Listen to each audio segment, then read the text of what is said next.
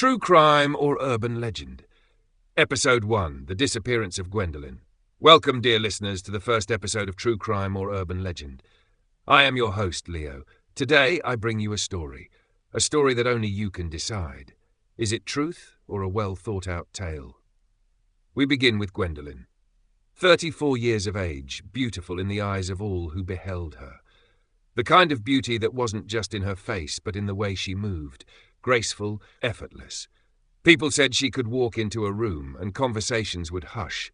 A magnetism, a glow. But all the beauty in the world couldn't save her from what happened on the night of November 17th, 1963, the night she vanished. A night of terror. It was a cold night in Montville, Pennsylvania, a small town tucked between endless stretches of farmland and pine woods. The air was thick with the scent of burning firewood, an eerie contrast to the stench of damp earth from the previous day's rain. Leaves, soaked and rotting, clung to the pavement like forgotten memories.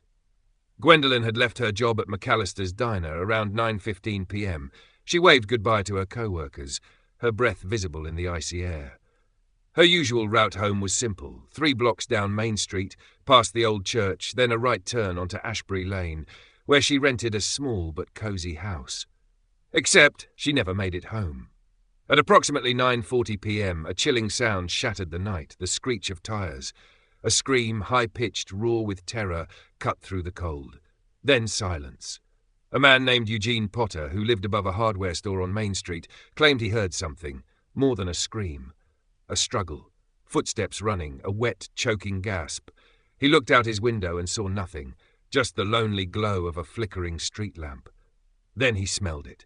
A strange, coppery scent, drifting through the night air. Blood. But when police arrived after an anonymous call was made, there was no body. No signs of a struggle.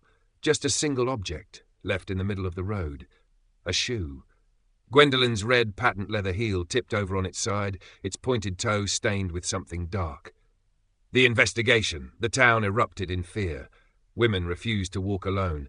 Men whispered about the Phantom of Montville, a shadowy figure rumoured to stalk women at night. Some swore they had seen something in the woods. A man. Watching. Waiting. The police followed leads, but nothing made sense. Then, a discovery. 4 days later, just beyond the town limits in an abandoned farmhouse, a group of teenage boys stumbled upon something grotesque. The smell hit them first, thick, rancid, something that curled inside the nose and clawed at the throat. They followed it through the creaking halls, the floorboards bending beneath their feet. Then they saw it. A chair, placed perfectly in the centre of the room. Straps nailed into the arms.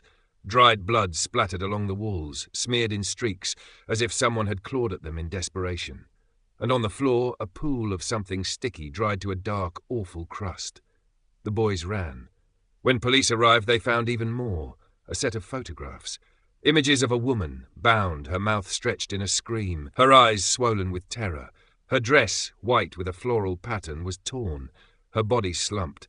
But worst of all, in the final photograph, a hand was visible. A man's hand, holding a knife. But there was no body, no proof that it was Gwendolyn. No way to know if the photos were even real. The farmhouse belonged to a man named Victor Halloway, a reclusive farmer who had died in 1957. No relatives, no next of kin, just an empty house waiting in silence. The case went cold. The legend grows. Years passed. Some say Gwendolyn was taken by a serial killer who roamed Pennsylvania in the 60s, a man who targeted women who walked alone. Others believe something darker, that the photographs were real, that Gwendolyn was in that chair, that she did scream, but no one came for her, and that she was never meant to be found. Some claim that if you walk past the old church on a cold November night, you can still hear her, a whisper, a sob. Or worse, the sound of a chair creaking, shifting ever so slightly, as if someone is still there, waiting, watching, trapped. Now, yes, you! Was this indeed a true crime, or is it an urban legend? Leave your comments below. Tune in to next week's episode to find out the answer.